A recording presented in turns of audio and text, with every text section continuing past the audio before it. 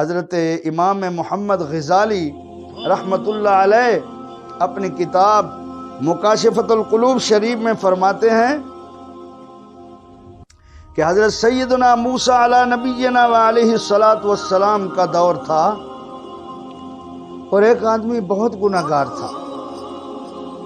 لوگوں کو تنگ کیا کرتا تھا۔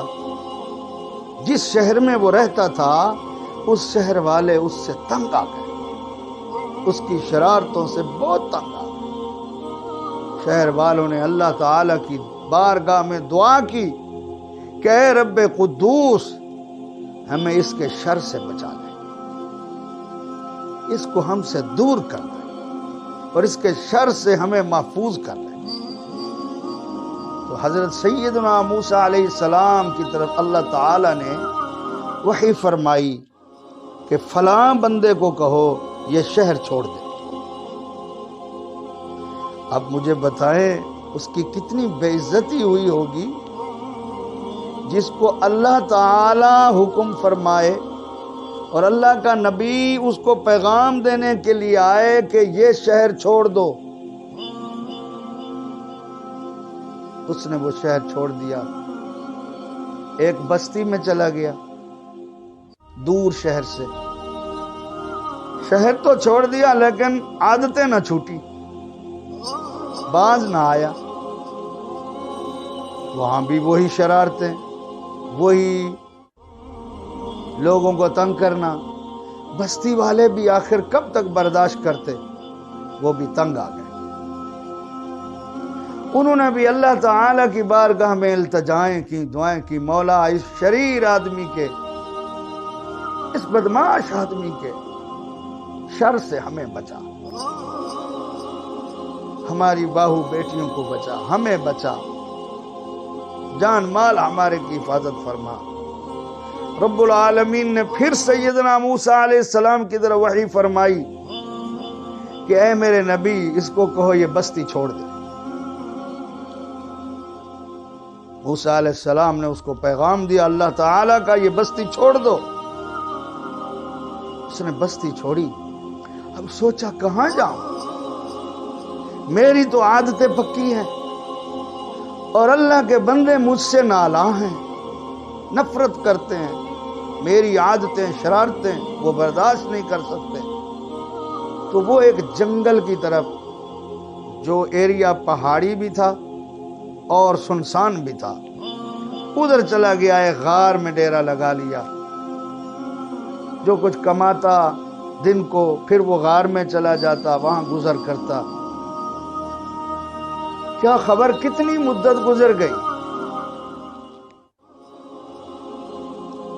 ایک دن اس کو بخار آ گیا۔ بخار کی شدت بڑھتی گئی، کمزوری بڑھتی گئی۔ اب اکیلا آدمی غار میں سویا ہوا ہے،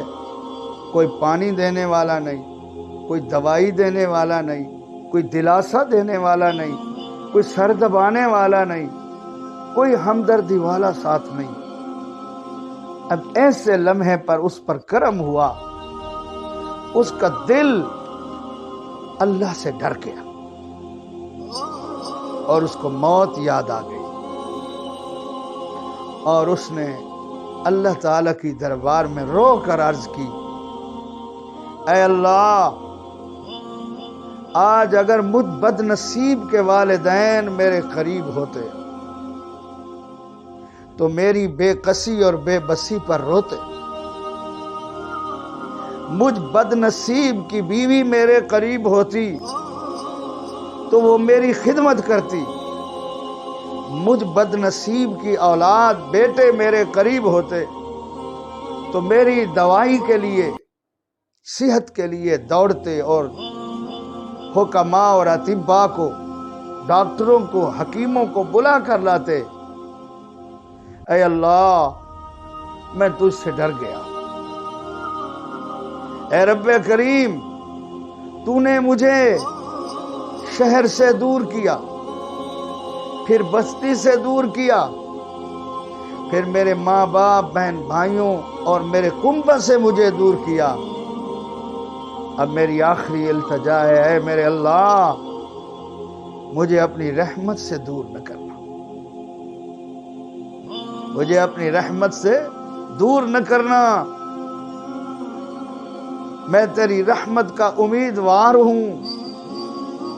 اور میں تیری رحمت سے نا امید نہیں ہوں، مجھ پر کرم کر دے۔ اللہ رب العالمین نے ایک حور کو اس کی ماں کی شکل بنایا اور ایک حور کو فرمایا اس کی بیوی کی ہم شکل بن جاؤ، اور ایک فرشتے کو اس کے والد کی شکل کا بنایا، اور کچھ غلماں کو اس کی اولاد کی شکل کا بنایا، اور فرمایا جاؤ میرے بندے کے ارد گرد بیٹھ جاؤ، اس کی موت کا وقت قریب ہے، یہ اپنوں کو دیکھ کر خوش ہو کر فوت ہو، یہ مرتے وقت اداس نہ ہو، پریشان نہ ہو، غمگین نہ ہو۔ جب اس نے اپنے والد کو دیکھا، اپنی ماں کو دیکھا، اس نے سر گود میں لیا ہوا ہے، والد نے ہاتھ پکڑے ہوئے ہیں، پیار کر رہا ہے، اولاد پاؤں پر گری ہوئی ہے، بیوی ساتھ ہمدردی کے الفاظ کہہ رہی ہے، تو اس خوشی میں نا اس کی روح پرواز ہو گئی۔ جب یہ فوت ہو گیا، سیدنا موسیٰ علیہ السلام کو پھر اللہ تعالیٰ کی طرف سے وحی آئی کہ اے کلیم، ہمارا ایک دوست فوت ہو گیا ہے، ہمارا ایک دوست فوت ہو گیا ہے، آپ جائیں فلاں غار میں اس کو اٹھائیں، غسل دیں، کفن دیں، اور خود جنازہ پڑھائیں، اور اس کو اس کی قبر میں خود دفن فرمائیں۔ حضرت موسیٰ علیہ السلام تشریف لے گئے، سیدنا کلیم اللہ علیہ السلام نے جب دیکھا حیران ہو گئے، اللہ کی رحمت واسعہ پر حیران ہو گئے۔ ارے یہ تو وہی ہے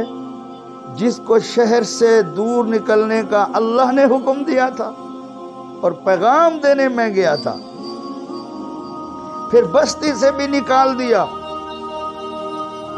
لیکن حکم رب العالمین کا تھا، اللہ کے حکم کے آگے کون سر اٹھا سکتا ہے؟ تعمیل حکم میں سیدنا موسیٰ علیہ السلام نے اس کو غسل بھی دیا، کفن پہنوایا، جنازہ اٹھوایا، آپ کی وجہ سے مخلوق کثیر انبوہ کے انبوہ آ گئے، جنازے کی نماز ہو گئی، دعا ہو گئی، اور قبر میں جب موسیٰ علیہ السلام نے اس کو سلایا اور پھر اللہ کی بارگاہ میں عرض کی، مولا یہ کیا وجہ ہے، یہ کیسا کرم ہے، یہ تو وہی گناہگار تھا۔ تو اللہ تعالی نے فرمایا، اے موسیٰ، جو مرنے سے پہلے ہم سے ڈر جاتا ہے، جو مرنے سے پہلے ہماری رحمت کو آواز لگاتا ہے، جو مرنے سے پہلے ہماری رحمت سے مایوس نہیں ہوتا اور خالی دامن لاتا ہے اور امید سے ہمیں پکارتا ہے، ہم اس کو خالی نہیں لوٹاتے، ہم اس پر کرم کرتے ہیں۔